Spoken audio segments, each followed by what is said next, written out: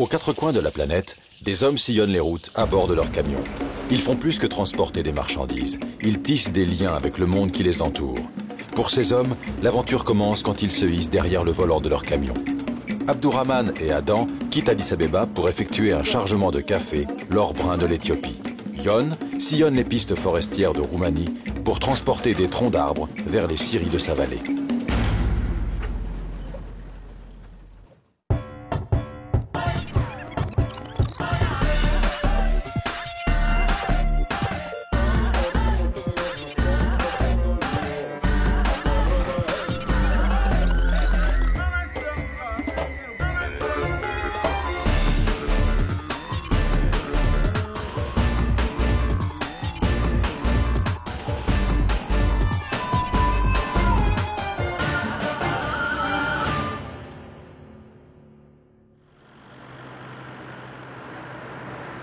Au cœur des Carpates, la vallée de Pietraneamt est enclavée entre deux chaînes de montagnes. La région est connue pour ses immenses forêts et sa production de bois, qui constitue depuis des siècles un pan essentiel de son activité économique.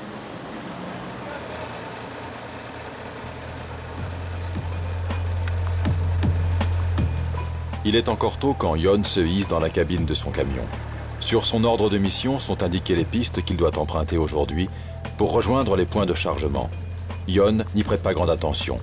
Il est né ici, à Pietraneamt, et il a toujours vécu dans la vallée. Les pistes forestières de la région, il en connaît chaque virage.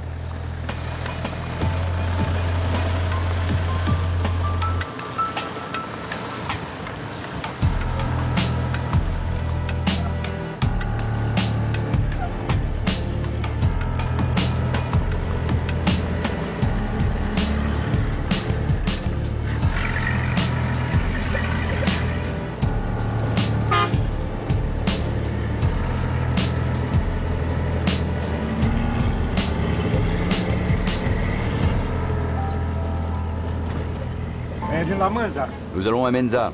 Nous allons charger des grumes de sapin, des résineux.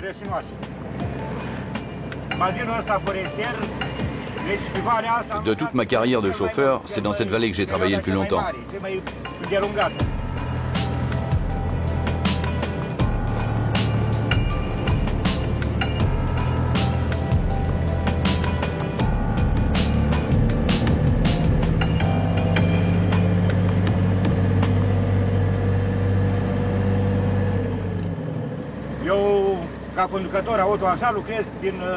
J'ai commencé en tant que chauffeur routier en 1977 et j'ai conduit ensuite les grumiers à partir de l'année 1982.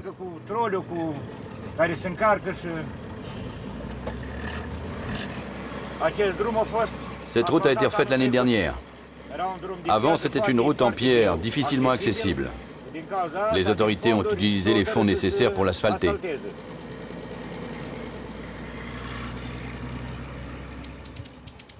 Addis Abeba, la capitale de l'Éthiopie, abrite près de 4 millions de personnes, issues de 80 ethnies différentes. Mais Addis Abeba est aussi le centre économique du pays, par lequel transite l'essentiel des productions éthiopiennes. Un des produits les plus emblématiques de l'Éthiopie, c'est son café, qui est réputé dans le monde entier. À lui seul, le café représente 60% des exportations du pays. Les routes d'Éthiopie sont connues pour être parmi les plus dangereuses du monde. Abdourahmane conduit un camion de petit gabarit aussi rapide que maniable. Dans les mains de conducteurs moins calmes que lui, ces petits engins se sont forgés une mauvaise réputation. On les appelle les Al-Qaïda car ils terrorisent la route. Je m'appelle Abdourahmane. J'ai 42 ans. Je vis à Addis Abeba. Mon travail, c'est de conduire des camions. Je suis chauffeur. Aujourd'hui, nous allons à Harar. C'est à 430 km de la capitale.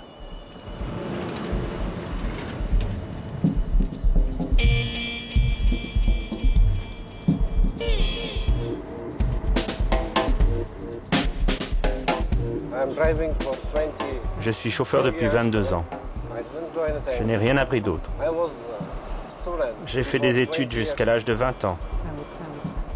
Et quand j'ai quitté le lycée, j'ai fait une formation de chauffeur poids lourd à Addis Abeba.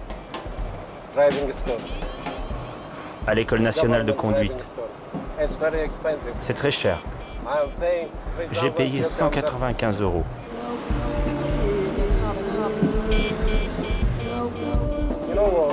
Mais vous savez, à l'école de conduite, on n'apprend pas seulement à conduire. On fait également de la mécanique et de l'électricité. On apprend tout cela en même temps.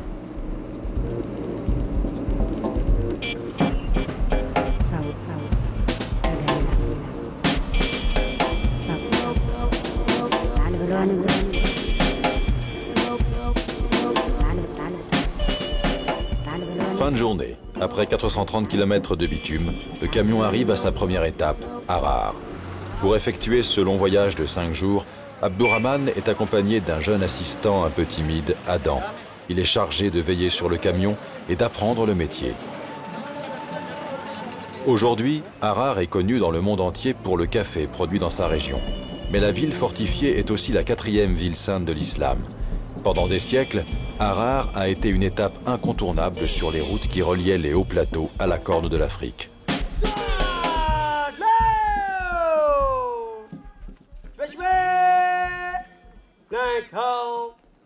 À la nuit tombée, un spectacle étonnant se déroule au pied des fortifications. Les habitants nourrissent les hyènes qui vivent en liberté dans la ville.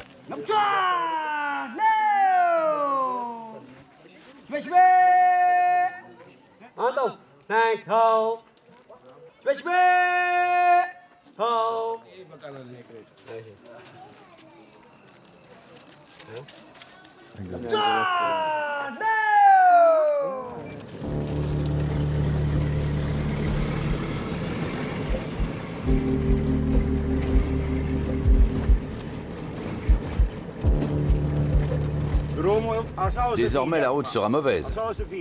C'est une route forestière où circulent de gros camions. Et à cause du poids, la route se déforme.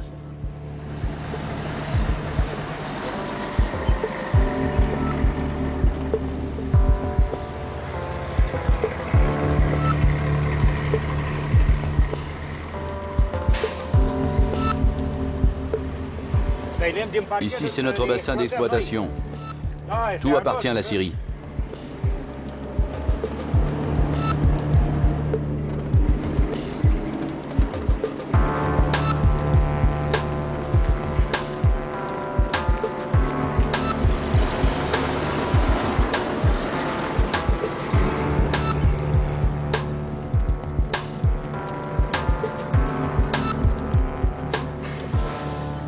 Voici les baraquements des ouvriers forestiers. C'est ici qu'ils dorment et se reposent. Là, j'ai des pantalons de rechange. Regarde comme ils sont beaux. Ils sont là depuis une semaine. J'ai pas pu les laver.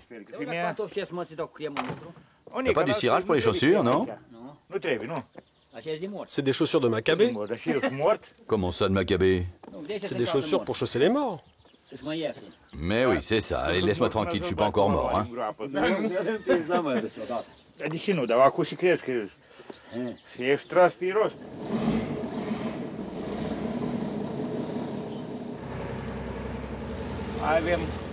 Encore une centaine de mètres. Après, on pourra plus circuler.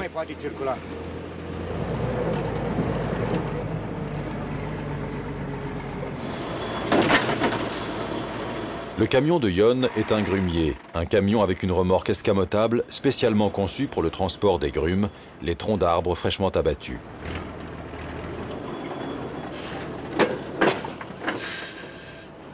Pour le chargement, les hommes n'utilisent pas des grues mais des câbles d'acier. Les troncs sont treuillés sur la remorque grâce à un système de poulies ingénieux mais aussi très dangereux. Avec le poids, la tension des câbles est extrême.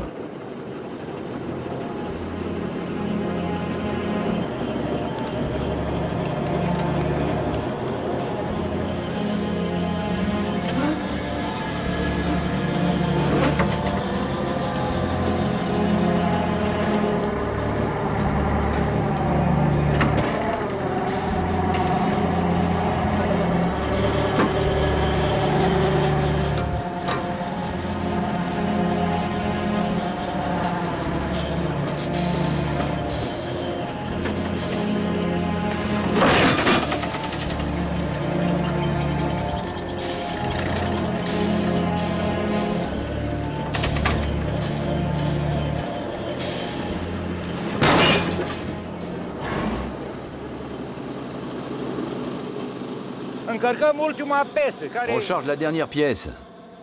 Et la remorque sera à sa capacité maximale.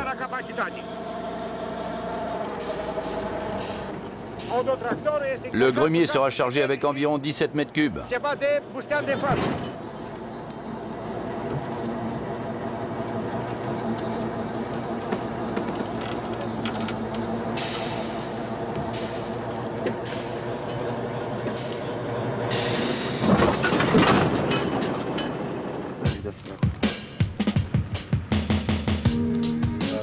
Voilà une signature de ministre.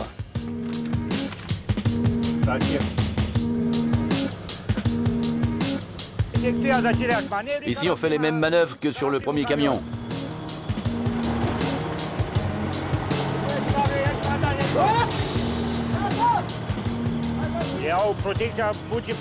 Les ouvriers connaissent les règles de charge et de décharge des grumes. Ils savent quand il faut faire attention et ils annoncent quand il y a un problème. Ils travaillent sous les ordres du chauffeur du camion et du contremaître. Les ouvriers sont tous qualifiés pour ce travail. Ils ont suivi une formation spéciale pour faire ce genre de manœuvre. On ne prend pas des bergers pour faire ce métier, hein.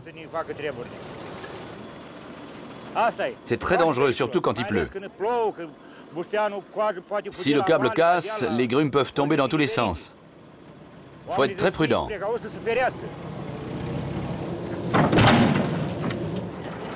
Yon n'a plus de temps à perdre. Comme tous les conducteurs de grumiers de la vallée, il est payé au nombre de chargements qu'il effectue.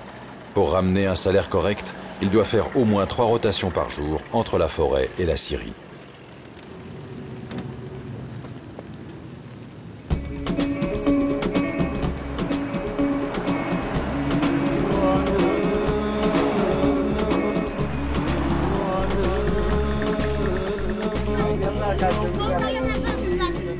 Abdurrahman profite de son arrêt à Harar pour faire quelques courses.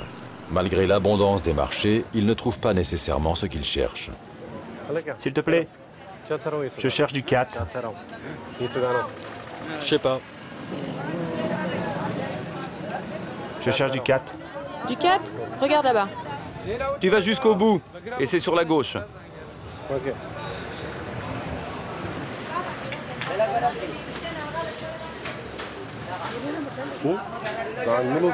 C'est combien? 16 €. Ça, c'est du 4. Du 4 un peu spécial. Il est très cher. Cette botte coûte 250 bires. Cette variété de 4 garde ses feuilles toujours vertes. Il a un effet très relaxant.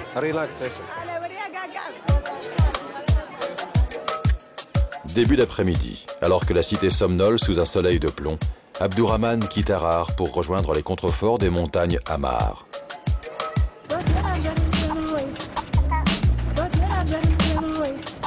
Comme beaucoup de camionneurs, Abdurrahman mâche du 4 pour ne pas s'endormir au volant.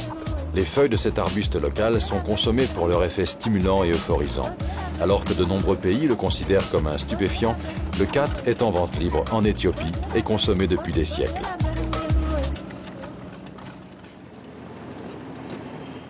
C'est bon, nous avons tout chargé. Maintenant, direction la Syrie. Deuxième rotation de la journée. Yon est obligé de déjeuner sur le pouce alors qu'il aborde la descente. Sur les pistes accidentées de la forêt, impossible d'accélérer pour rattraper son retard.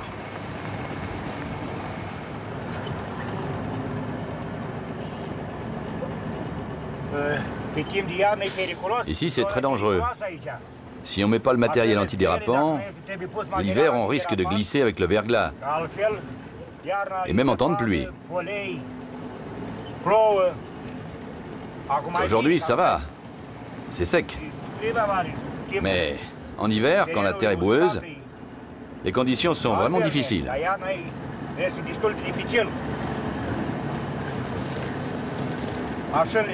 Les véhicules sont très lourds. J'ai une charge de 20 tonnes de grumes.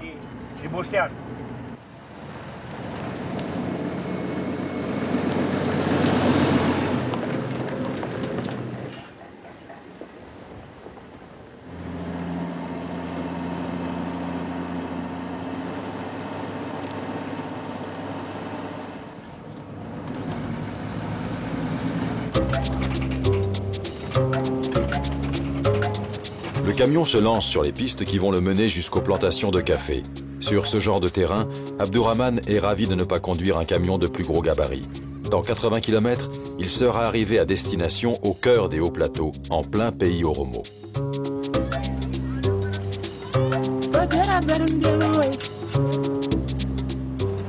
La route vers Bédéno est très difficile. Une fois qu'on a quitté le bitume, c'est dangereux. Mais la plupart des routes demandent à l'attention. Il faut rouler prudemment.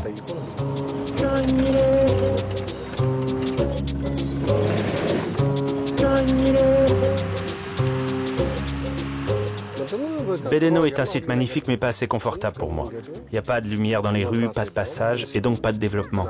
Quand ce sera plus développé, ce sera bien.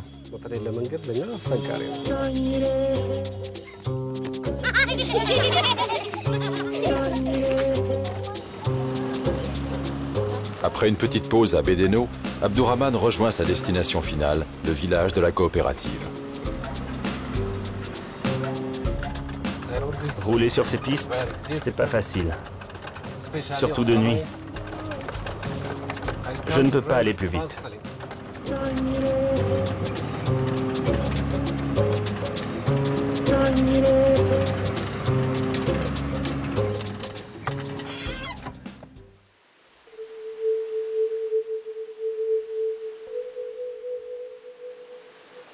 Les Roumains fêtent aujourd'hui la Pâque orthodoxe. Les habitants de la vallée vont passer la journée à l'église et en famille. Aujourd'hui, rien ne viendra perturber la quiétude de la forêt.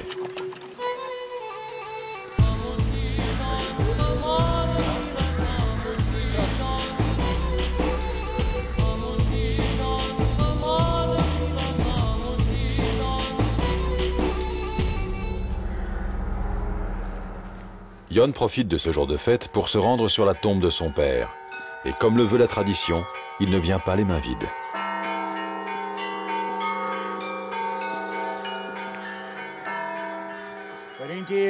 Mon père, vous prendrez bien un petit verre de vin? Juste un peu alors. J'ai encore des choses à faire. Venez, je ne vais pas boire tout seul.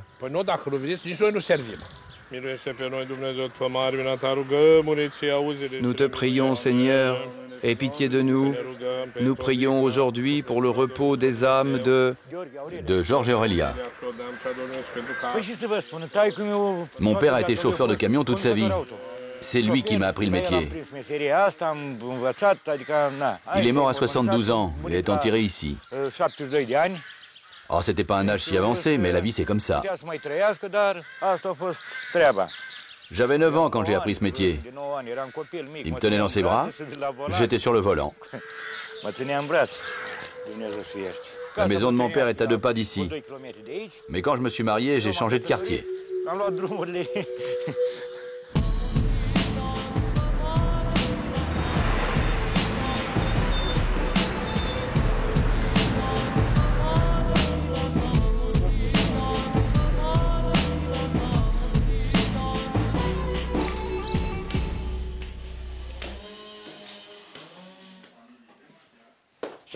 Bonjour, qu'est-ce que vous faites là? On prépare le repas? Vous préparez le repas? Oui.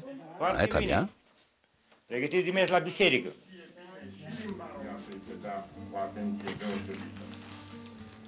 À la maison, les femmes sont en cuisine.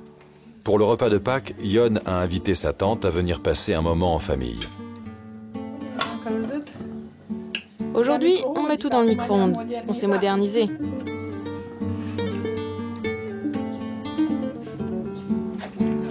C'est du salami français. Ça s'appelle comme ça.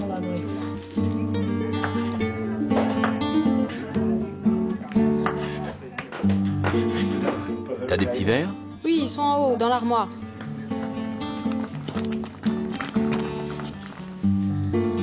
Mets tout ça sur la table. Je fais un autre plateau avec le fromage et les tomates. Ici comme ailleurs, les repas de famille sont l'occasion de parler du temps qui passe et des enfants qui sont loin. À l'époque, je travaillais dans un magasin du centre-ville. Il venait y faire ses courses et c'est comme ça qu'on s'est connus. Ma fille a obtenu le concours d'infirmière cette année. Je pense qu'ils vont rester en France. Ça serait bien. À La Rochelle, ils sont seuls. Il n'y a pas de Roumains là-bas. Mon fils aussi est parti vivre en France. Il n'est pas marié, mais il a amené sa copine. Elle lui fait la cuisine et le ménage. Moi aussi, je vais visiter la France. J'ai travaillé toute une vie pour ça. Ils vont peut-être nous trouver une petite maison là-bas.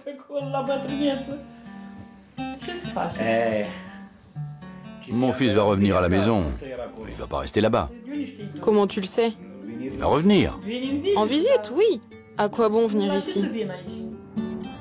La Roumanie a connu une forte récession économique.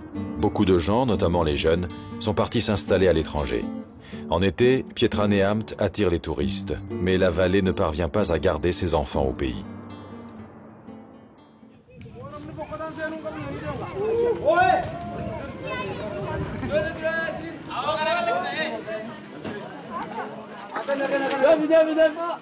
En Éthiopie, le café est offert aux voyageurs en signe d'hospitalité.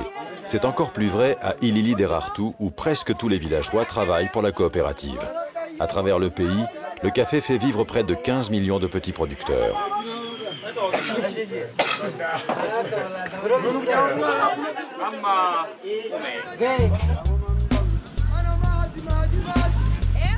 Il est encore tôt pour se présenter aux officiels de la coopérative. Abdourahman et Adam en profitent pour changer un pneu qui a été un peu malmené par les pistes. On change la deuxième roue maintenant ou plus tard? Plus tard.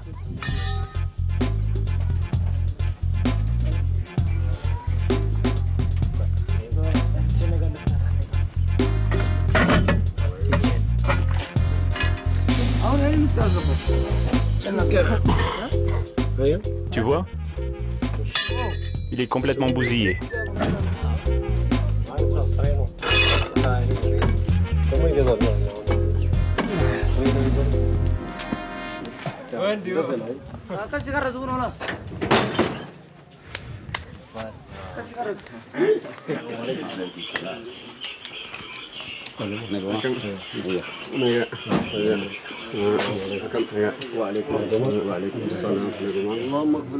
Abdourahman est accueilli à la coopérative avec une cérémonie du café dans les règles de l'art, agrémentée de quelques feuilles de khat.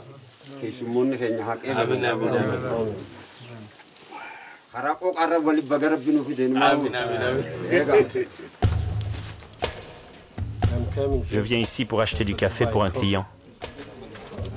Le parfum, c'est une façon à nous de montrer notre amour. Abdourahman est notre client. Il transporte notre café d'ici jusqu'au centre du pays, jusqu'au marché central d'Addis Abeba. Cette cérémonie n'est pas uniquement pour cette occasion. C'est une coutume de notre pays. Ce sont les femmes qui supervisent la cérémonie. La maîtresse de maison se charge personnellement de griller et de piler les fèves de café.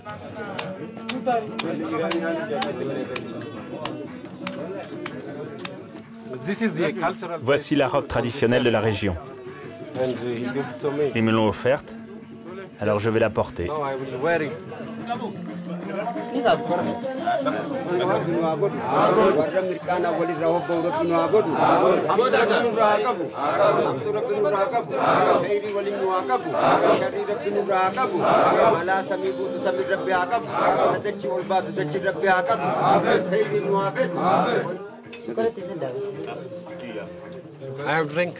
J'ai bu du café dans bien des endroits, mais ce café est vraiment le meilleur. Il est vraiment excellent. Et je reviendrai ici juste pour boire leur café. Quand vous torréfiez le café d'Éthiopie, celui d'Harar et d'autres plantations, vous remarquez la différence à la torréfaction. Celui-là prend la couleur du pétrole. Quand vous le brûlez, il brille comme l'or noir.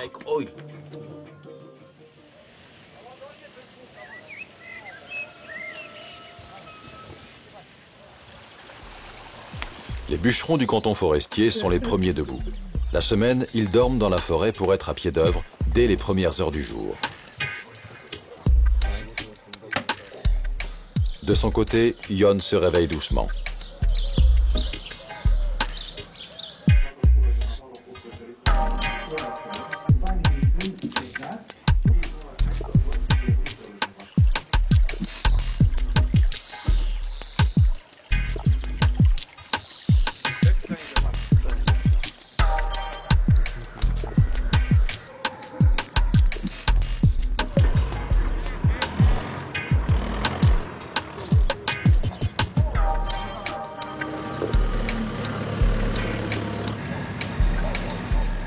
Arrivé à la scierie, Ion effectue les mêmes gestes que chaque matin.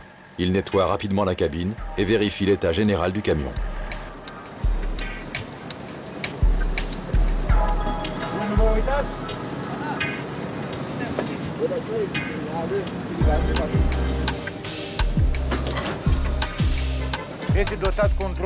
Le camion est doté d'un contrôle mécanique avec lequel on suspend la semi-remorque pour pouvoir économiser les pneus.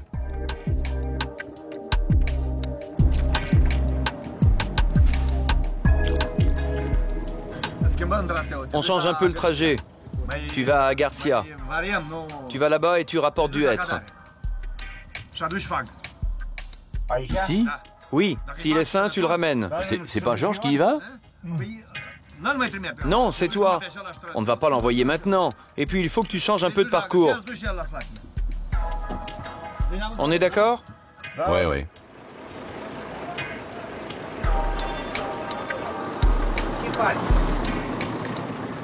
Je fais le plein. Tu vas où aujourd'hui? À Garcia, à Cadar. C'est sur des lacets, il faudra mettre les freins. C'est vrai, oui, mais c'est très beau là-bas. Oui, il y a un lac vraiment magnifique.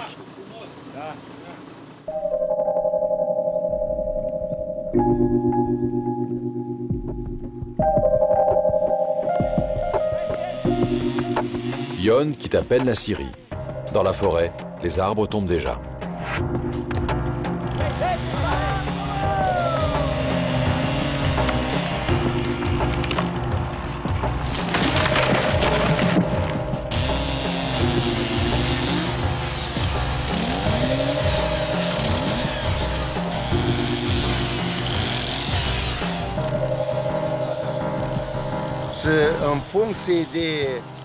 En fonction de l'inclinaison naturelle de l'arbre et aussi de sa couronne, on choisit la direction de l'abattage.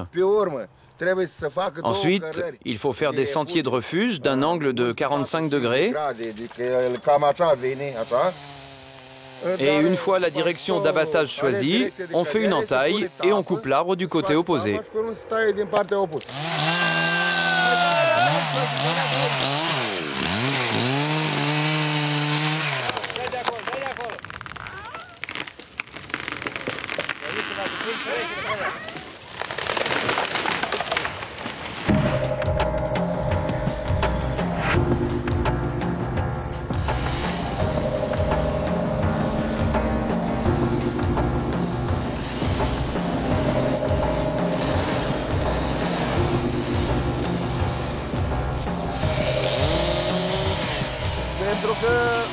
Une fois que l'arbre est coupé, il faut le mesurer, puis on le sectionne, on le nettoie, afin de pouvoir plus facilement le transporter.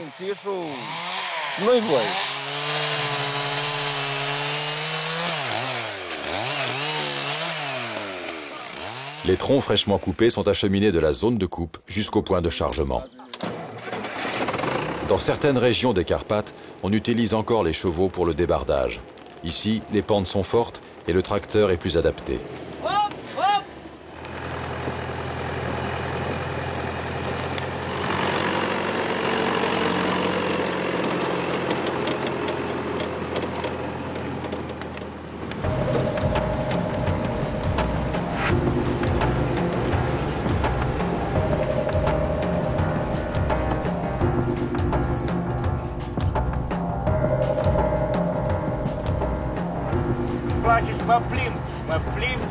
Ce que j'aime dans ce métier, c'est me promener pour voir tout ce pays, tous ces beaux endroits. Quand j'étais jeune, comme j'étais pas marié, j'emmenais des filles dans mon camion.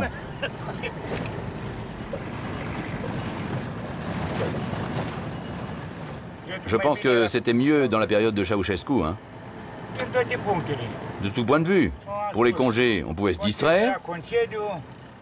On pouvait aller à la mer, à la montagne. Même si on travaillait les samedis et parfois le dimanche. Aujourd'hui, on n'a plus de temps du tout. Et pour l'argent, je trouve qu'il y en avait plus avant que maintenant.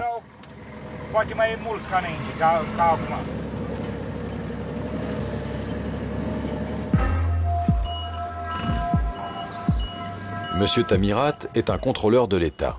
Il est chargé d'attribuer les autorisations de transport de café. Ouvrez la porte. C'est quoi ton nom? Adam, je m'appelle Adam.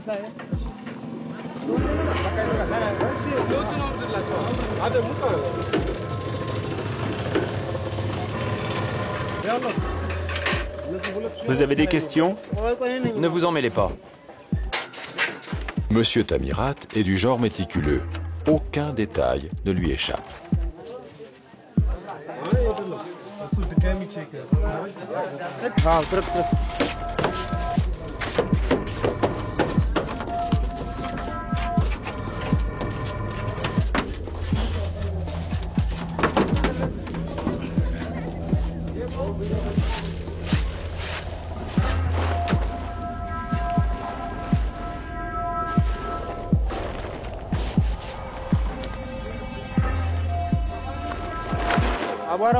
Il y a de la poussière. Et puis il y a de l'huile. C'est pas bon, j'en veux pas. C'est pas bon. Direction Bédéno. Face à l'intransigeance du contrôleur, Abdourahman se voit obligé d'acheter une nouvelle bâche.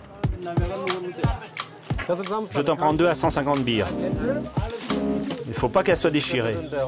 Aucun risque. Le café est le pilier de l'économie de l'Éthiopie et son transport est surveillé de très près par le gouvernement. Si M. Tamirat est aussi pointilleux, c'est parce que la coopérative produit un café labellisé Café Darar, mais également commerce équitable. Tout doit être irréprochable. On n'a jamais rien pesé d'autre avec cette balance. Ce n'est que pour le café.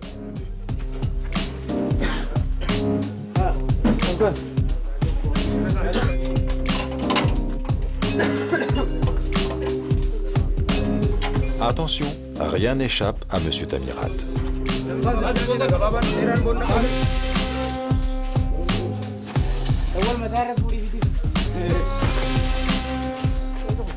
Chaque sac pèse 85 kilos.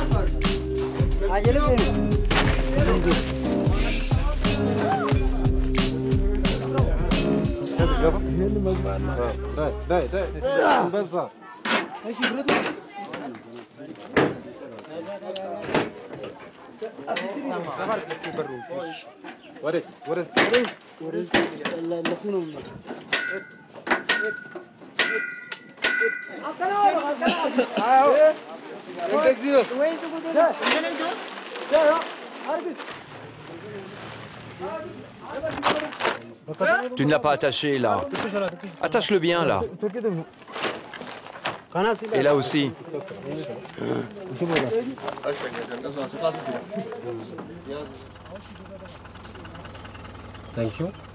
Merci.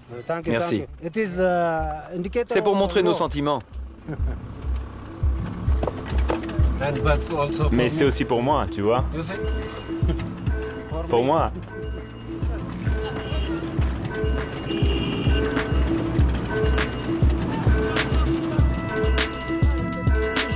De retour à Bédéno, le contrôleur fait prélever un échantillon. Il sera gardé pour preuve et servira à authentifier le café en cas de problème à l'arrivée. Cette méthode permet d'éviter les trafics et les escroqueries.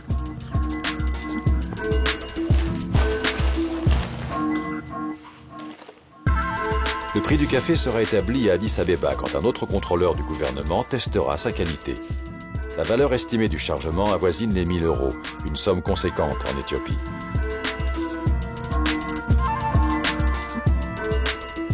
Dernière étape pour Abdurrahman, la signature de l'autorisation de transport de marchandises. Le processus de chargement est maintenant terminé. Demain, je fais le voyage retour. Je rentre à Addis. Des scellés sont posés sur le camion. Désormais, seul un contrôleur assermenté pourra toucher au chargement.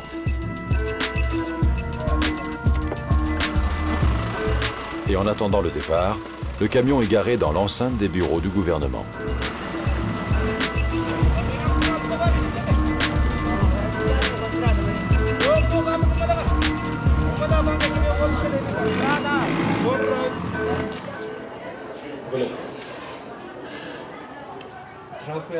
Le fromage comme ça, c'est mieux quand il est épicé.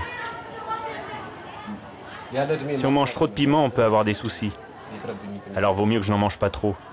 Ceux qui mangent des piments sont ceux qui roulent dans des voitures confortables.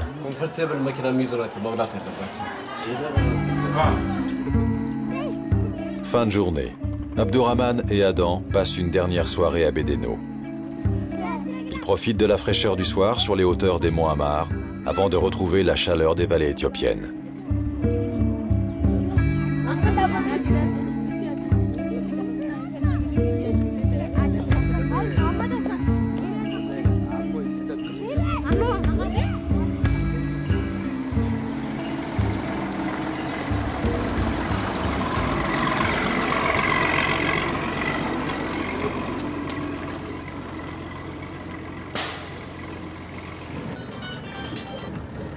Oui, chef.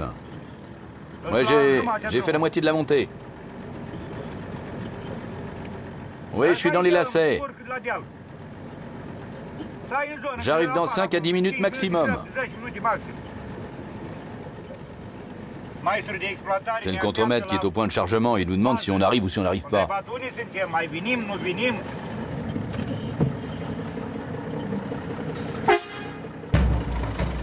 Arrivé à destination, le camion se déplie avant de venir enrouler ses câbles d'acier autour des troncs. Depuis l'arrière de la cabine, Yon soulève des grumes de plusieurs tonnes d'une simple pression sur la commande du treuil.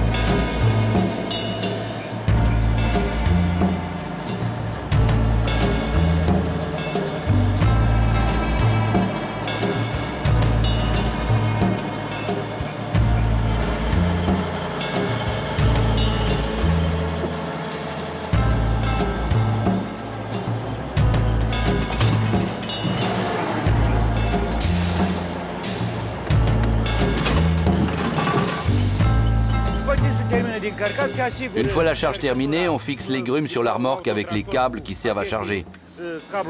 Tout ça pour éviter les dangers sur la voie publique. On ne veut pas mettre la vie des gens en danger. C'est bien pour notre sécurité et celle du trafic.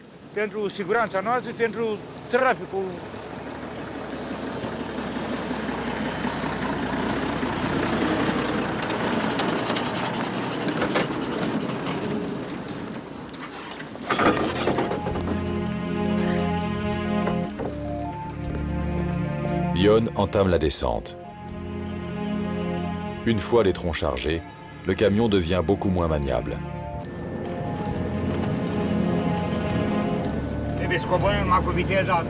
On descend en seconde. La route est escarpée, alors il faut descendre avec beaucoup d'attention.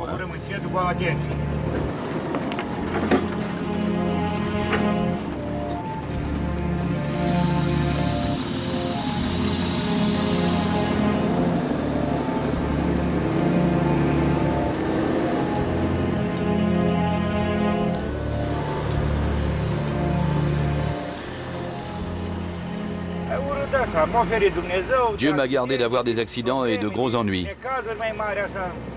Le seul problème que j'ai eu dans ma carrière, c'était en 1983, avec mon premier camion.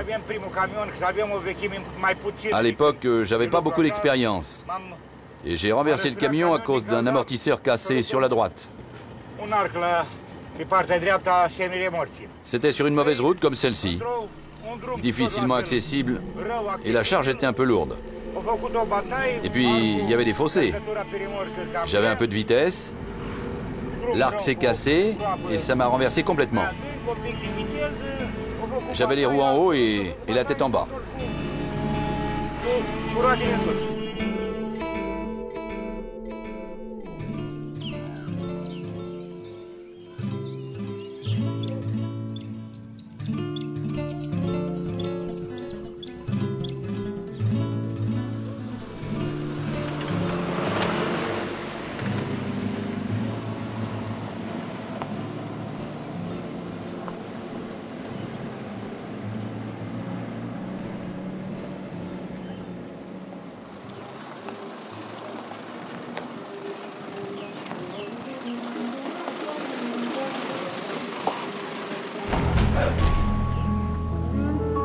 Le chargement d'Abdourahmane est précieux et les pistes éthiopiennes ont mauvaise réputation. Même si les coupeurs de route se font plutôt rares dans la région, Abdourahmane est pressé de rejoindre le bitume.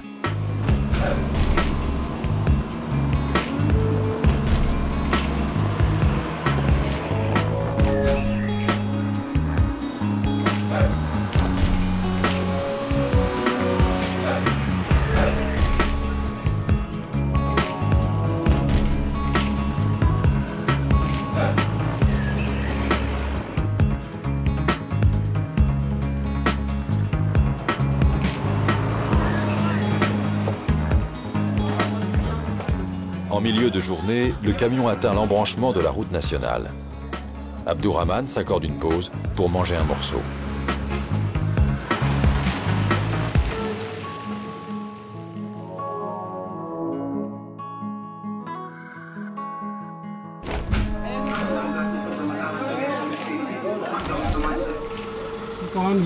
Chérie, je suis arrivé à Dirdawa, je rentre demain.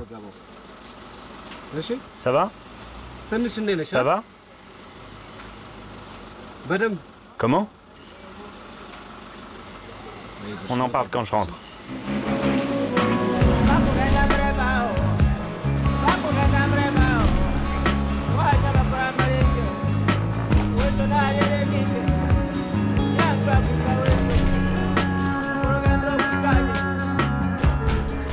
C'est pas un métier facile. On est toujours sur les routes, loin de sa maison. Et on n'a pas toujours le choix. J'aurais aimé faire autre chose, être chauffeur quand même, mais plus proche de ma famille. Être prof de conduite, par exemple.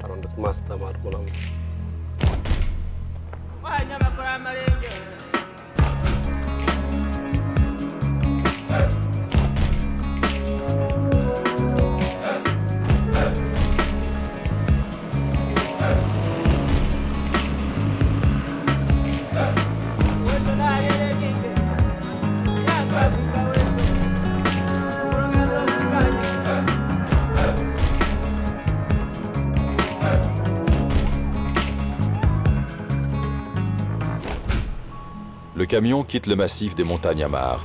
Si tout se passe bien, demain, il sera à Addis Abeba.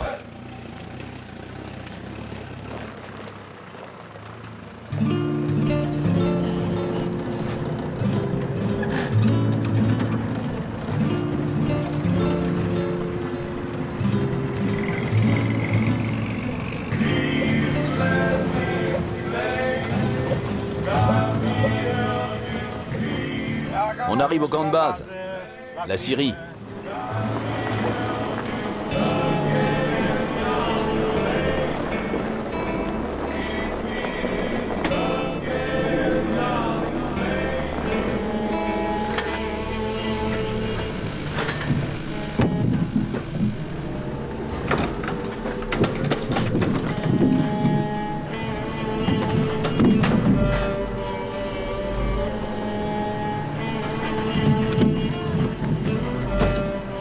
Le déchargement effectué, Ion va reprendre la route pour une deuxième rotation.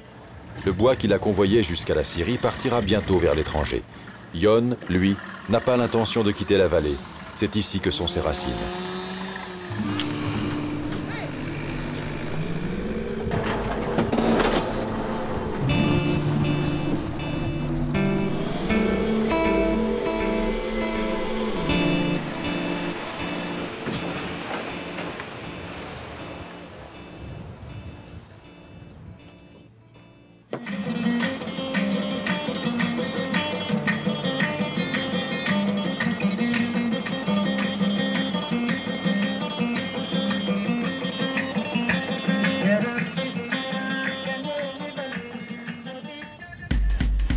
Dernier jour sur la route. Il ne reste plus que la région Afar à traverser avant de rejoindre Addis Abeba.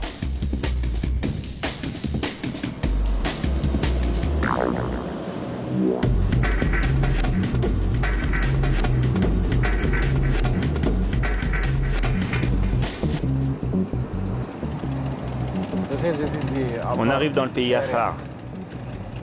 Ils vivent très simplement dans ces maisons. Ils vivent comme ça en communauté et se déplacent en fonction du climat. Quand il pleut ici, ils sont ici. Quand il s'arrête de pleuvoir, ils changent d'endroit. Ils vivent avec leurs dromadaires et boivent leur lait. Donc quand les dromadaires trouvent un endroit vert, ils s'y installent et quand ils ont tout mangé, ils se déplacent.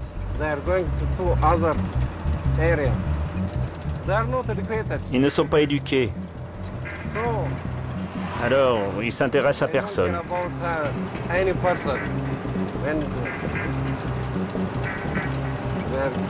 Et puis ce sont des tueurs. Ce sont des guerriers. Ils ne peuvent pas vivre avec d'autres ethnies. Même si je leur dis juste bonjour, ils sont capables de me tirer dessus.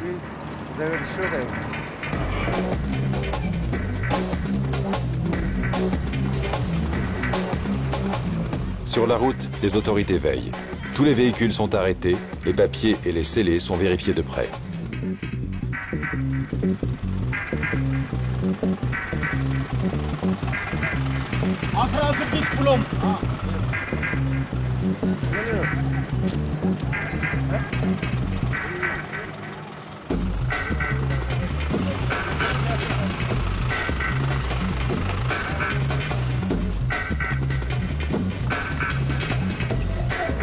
Abdourahmane se lance sur la dernière ligne droite avant Addis Abeba.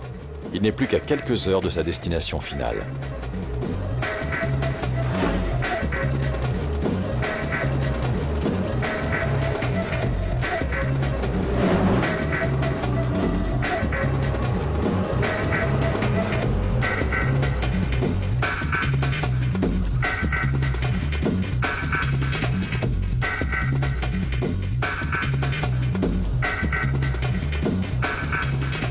Le camion atteint enfin les faubourgs de la ville. Mais en arrivant sur le parking de l'entrepôt, le véhicule montre d'inquiétants signes de fatigue.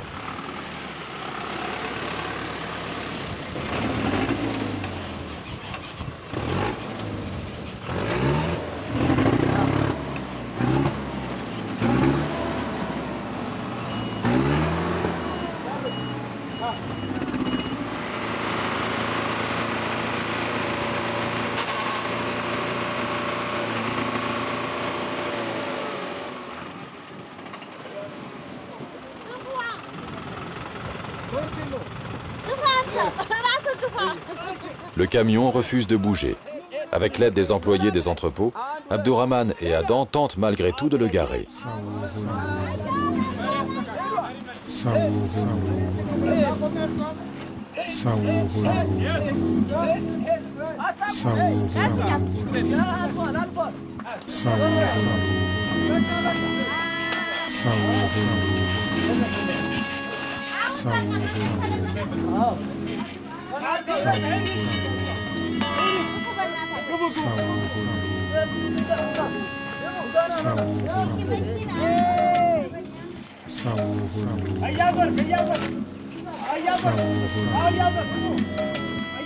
Le camion ne fera pas 1 mètre de plus. Il attendra sagement le lendemain la visite du contrôleur. Quant à Abdourahman et Adam, ils peuvent désormais rentrer chez eux, à pied.